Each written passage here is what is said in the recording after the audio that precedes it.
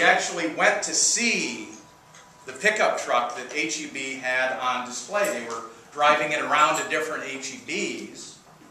So we walked up to this HEB, and there was the truck. The truck that she was so motivated to get. And I'm thinking, good Lord, please stop her. She said, I don't want to walk right up to my truck. I said, okay. So we hid behind one of the end caps until nobody was around the truck. And then she said, okay, let's make a run for it. And we ran up there and we looked inside the truck to see what kind of diapers were in there. Because if you have an infant, there are certain sizes and certain number in these packs. And we couldn't tell. It was a clear white plastic over the top. And I thought, this is going to turn into a disaster. She said, I've spent so much time on this.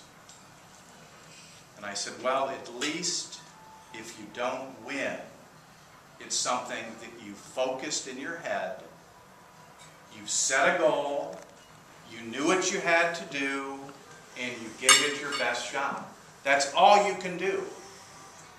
And as we try to achieve things, sometimes it's not necessarily, if we don't reach the goal, it's still okay. What we've done is we've taken that vehicle and we've followed it to its end. Of course, the story about the truck doesn't end here, because we had 5,000 3x5 cards that she was going to turn into HEB. And I called up the marketing company and I said, my wife is entering this contest and I need to turn into 3x5 cards. And they said, well, just stick them in the shoebox at the store. I said, you don't understand. It won't fit. I had a box that was this big by this wide by that deep. And they said, well, how many do you have? And I said, 5,000. Silence on the other end of the line. He said, well, the contest ends on Saturday. Why don't you meet us at 10 a.m. in the morning? What I didn't mention is that she filled out the 5,000 cards, but she never wrote down the number of diapers and the 3x5 cards, but she did it on purpose. The night before, she had decided how many were in the truck, and I started saying out loud, 2000, 2001, 2002, and she would write the number on the card. We did that from 10 p.m. till 2 a.m. What she did was she figured, okay, if I tie with somebody, then there's going to be a drawing to see who wins the truck.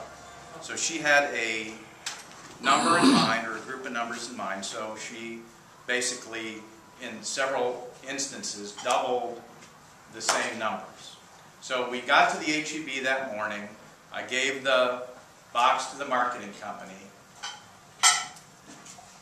And the lady said, okay, well, we're actually having the announcement of who's going to win this truck on the radio, because there was some K-Mix radio station at the HEB.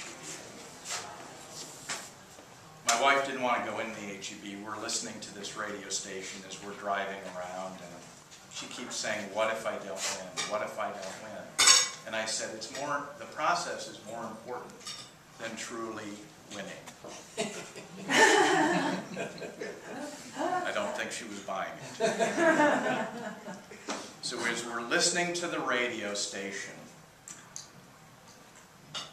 they announced the winner. And she did not win the truck that day.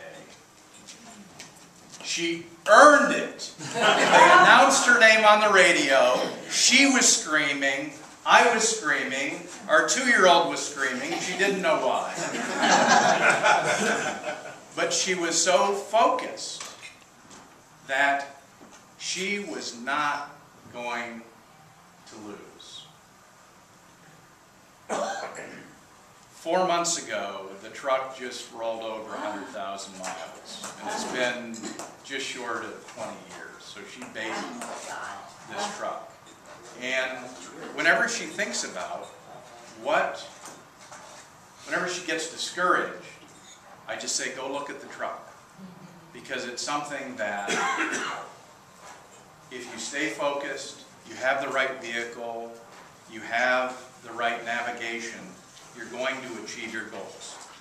So when you leave today, think about the motivation that helps you achieve your goals, because sometimes if you have a goal and it's not, or you're trying to achieve something and it's not consistent with your priorities, it may create a problem with you achieving that goal. So I think what's very important is look at your priorities and what is motivating you and what's more important to you, because sometimes if your career is more important, you're going to do it differently than if your family is more important. And probably over all of this is that if you have a balance of all of these priorities, that is ultimately going to create happiness. And there's something that I truly love about Jan Davis, among other things, is that Jan and her husband celebrate their wedding anniversary every month. There's nothing wrong with us looking at one day a month as a new year. Don't look at where we are today and the lack of success that we've had from January 1st till today. What you can do is say, the first of the month is going to be a new year for us. Let's rejuvenate ourselves, look at the opportunity, and motivate yourself to achieve your goals. As we started this speech, let's count down again and make today another new year. 5, 4, 3,